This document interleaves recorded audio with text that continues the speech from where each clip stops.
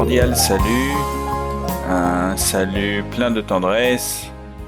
De tout mon cœur, je salue tous mes frères, tous mes sœurs qui sont éparpillés sur la surface de la terre.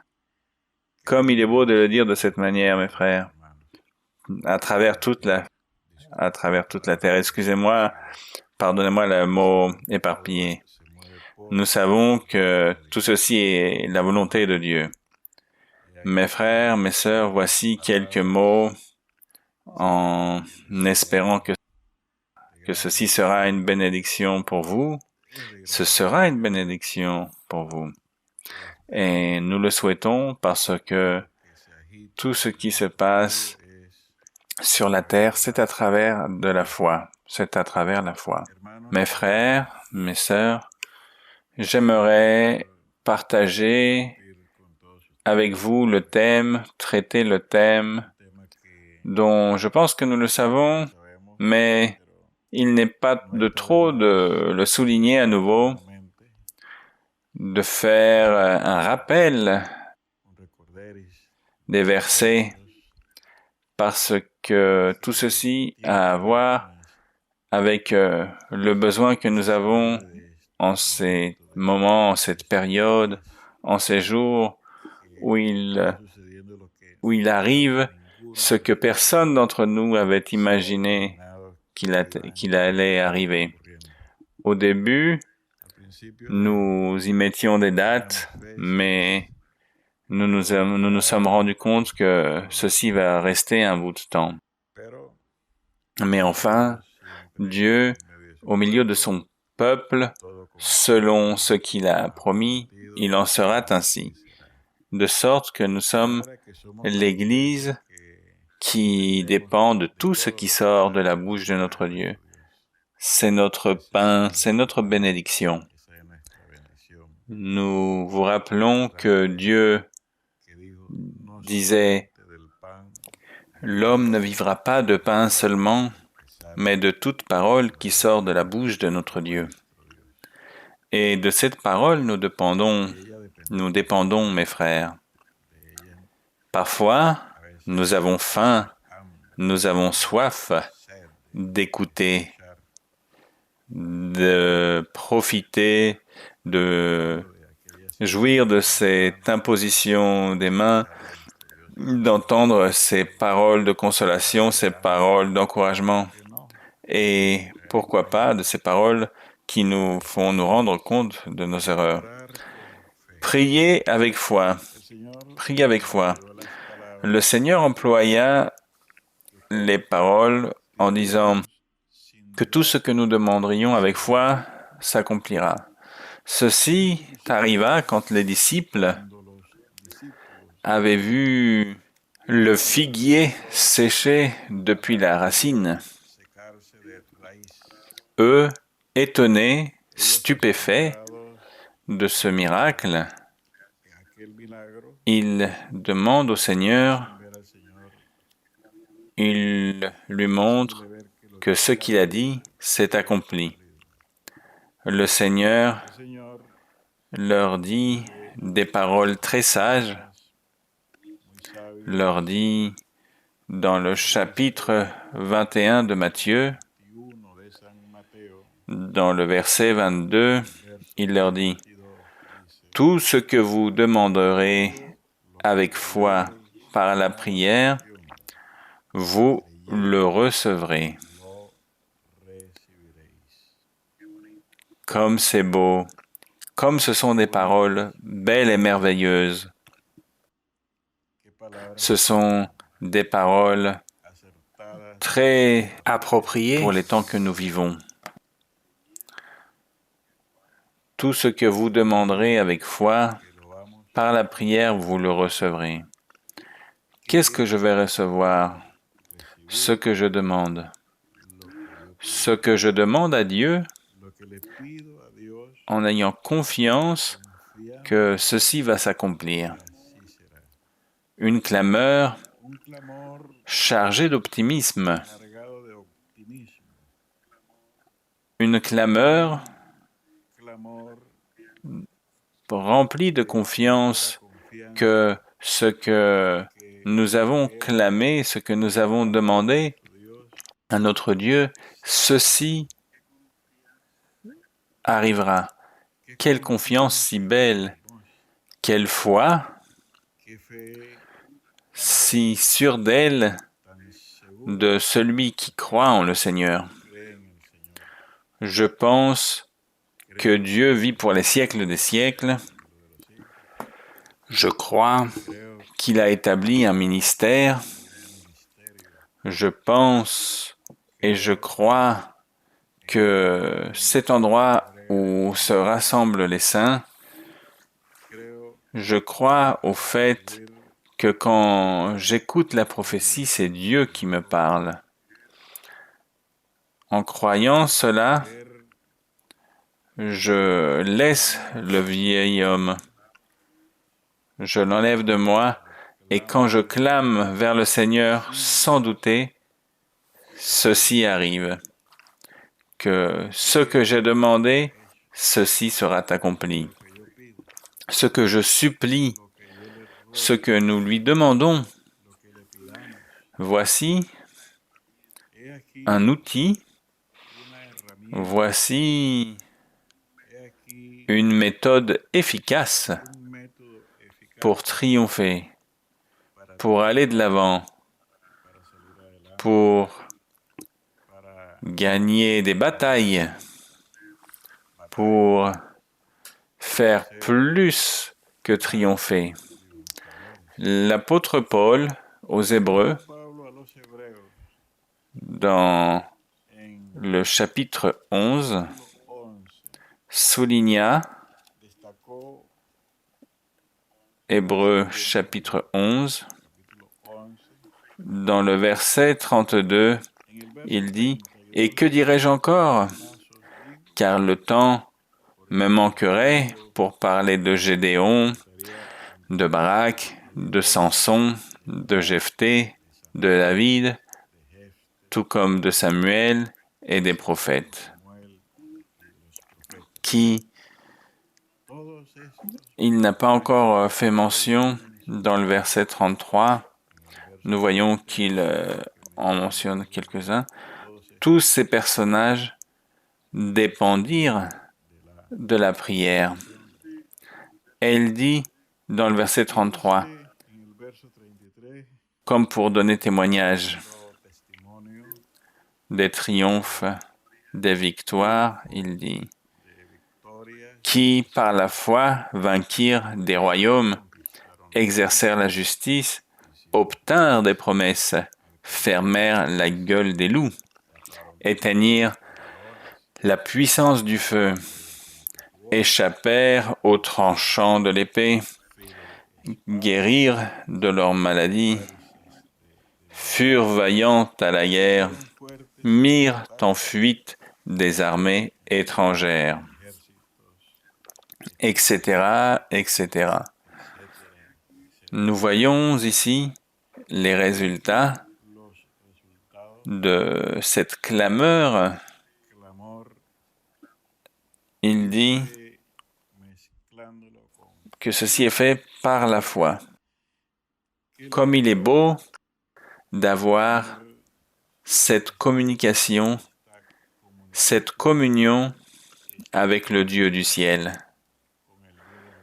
Quand il nous dit « clame envers moi, prie-moi », dans le livre de Jacques, quelques pages plus loin, nous trouvons le livre de Jacques, dans le chapitre 1er, dans le premier chapitre, verset 6 de Jacques, lisons le 5. « Si quelqu'un d'entre vous manque de sagesse, qu'il la demande à Dieu, qui donne à tous simplement et sans reproche, et elle lui sera donnée. » Verset 6. Mais qu'il la demande avec foi. Qu'est-il dit? Qu'il la demande avec foi. C'est avec foi qu'il faut demander avec conscience de ce que nous demandons et que ceci, nous allons le recevoir. Une prière. Une prière peut-être, il faut insister parfois, tout comme la veuve qui insista au juge. Et le juge disait que pour qu'elle ne soit pas ennuyante, je vais le faire. Une prière insistante. Comme il est beau de pouvoir dire à notre prochain que tout aura une solution, que tout sera résolu, parce que nous avons ce Dieu près de nous qui nous a donné cette bénédiction de pouvoir nous adresser à lui, clamer à lui. Quelque chose de très beau que nous obtenons en visitant les temples de l'Église de Dieu ministérielle de Jésus-Christ international. Le Seigneur, à partir de ce moment, commence à écouter les prières. Avant d'assister, il nous écoutait. Je dirais que oui. Je suis certain que oui, il nous écoutait. Mais maintenant, c'est avec plus d'attention parce que nous sommes sous sa doctrine, nous sommes sous son ombre, sous son aile. Si il s'occupe de nous en dehors de ce temple merveilleux de l'Église de Dieu ministérielle de Jésus-Christ international, bien nous supposons que n'importe quelle chose peut nous écouter et nous nous sentons protégés. Eh bien non, mes frères. Avant d'arriver au temple où se manifeste le Dieu du ciel, c'est quand nous arrivons dans ce temple que nous gagnons cette belle bénédiction de pouvoir parler avec le Dieu du ciel. Et il l'a dit en prophétie. Et maintenant, oui, à partir de maintenant, oui, je t'écouterai. Et ceci est très beau. De sorte que, pour donner un témoignage, j'étais dans un groupe religieux. J'ai fait un jeûne. Et l'Esprit Saint, 2 ou 3 ans plus tard, m'a dit que je prie, mais pas comme la fois où j'ai fait cette clameur en jeûnant, que cette fois-ci, il allait m'écouter. Et il m'a mis ces signaux que si je priais, il allait le recevoir. Il allait recevoir cette prière. Je vous raconte ceci en tant que témoignage. Et le Seigneur m'a dit de telle manière. Et quand j'étais en prière, ces promesses ont été accomplies. Ceci est le résultat d'avoir près de nous le Dieu du ciel. Nous voyons sa manifestation dans l'Église de Dieu ministérielle de Jésus-Christ international. Nous sommes témoins de sa manifestation. Dans cette assemblée est en action l'Esprit Saint. Voici, je partage ceci en tant que témoignage. Mais en tout cas, avec foi, sans douter que ce que nous allons demander, nous allons l'obtenir. Ce que je demande à Dieu, ceci arrivera, ceci viendra, parce qu'il a dit que je le demande avec foi et qu'il en sera ainsi. Béni soit notre Dieu.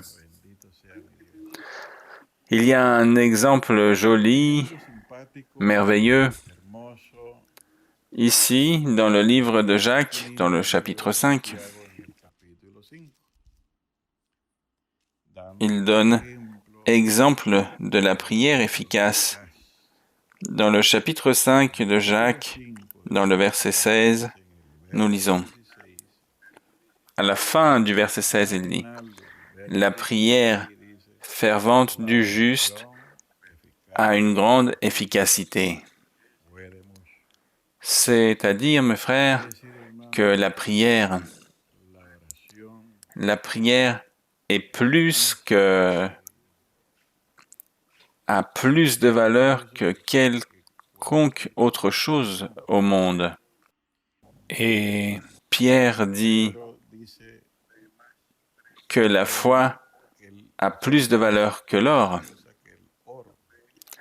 La foi est une parole que non seulement nous prononçons, mais que nous ne la voyons pas. L'or, oui, nous pouvons le voir. Nous pouvons le toucher.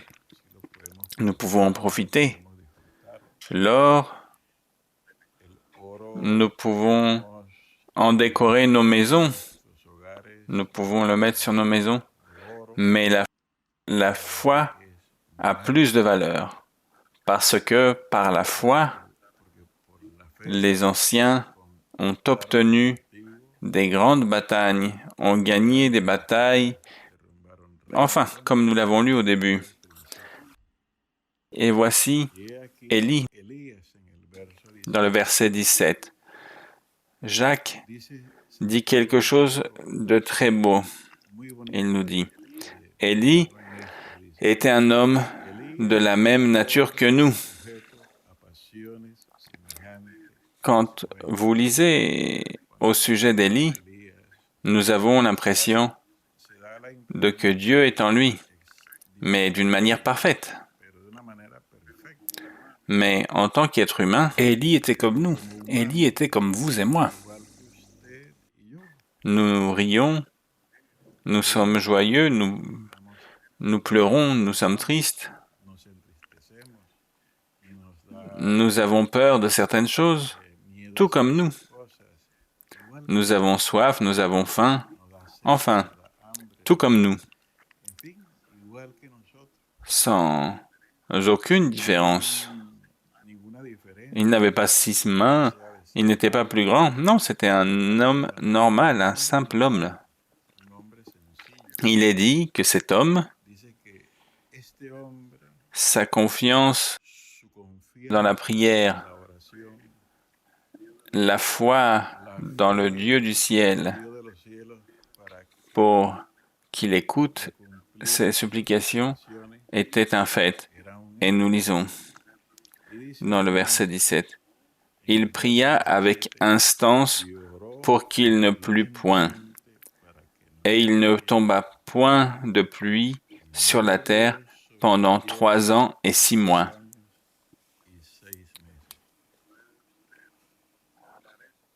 Pouvez-vous faire cela?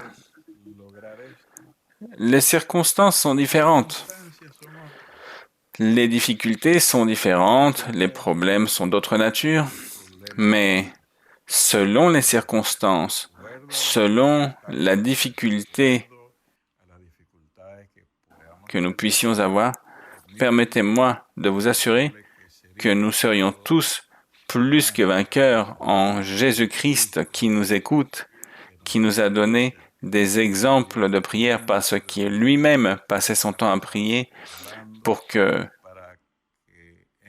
qu'au jour où tout serait fait, pour que l'autorité et le pouvoir de Dieu soient en lui pour guérir, pour faire des miracles, pour faire des prodiges. Enfin, et les disciples le suivaient et ils étaient toujours stupéfaits, émerveillés et heureux dans le Seigneur. Grâce à cette constance, à cette effervescence qu'ils mettaient dans la prière, comme il est dit dans le verset 17, il pria avec instance. Certainement, très certainement, il ne douta pas un instant de ce qu'il allait demander allait être accompli. Verset 18. Puis il pria de nouveau, et le ciel donna de la pluie, et la terre produisit son fruit. Quand nous lisons ce passage dans le livre des rois, en réalité, comme il est réitéré de manière constante dans nos réunions, Dieu est le même hier, aujourd'hui et pour les siècles des siècles. Frères et sœurs, vous avez dans vos mains quelque chose d'une grande valeur, plus précieux que l'or et que toutes les pierres précieuses. La prière. Enferme-toi dans ta chambre et ton Père qui te voit en secret te récompensera en public, de sorte que, frères et sœurs, pour vous, mes paroles, pour que chaque jour, vous vous considériez vainqueurs et vous soyez plus que vainqueurs en Christ notre Seigneur. Glorifié soit notre Dieu. Je vous salue tous, que Dieu vous bénisse.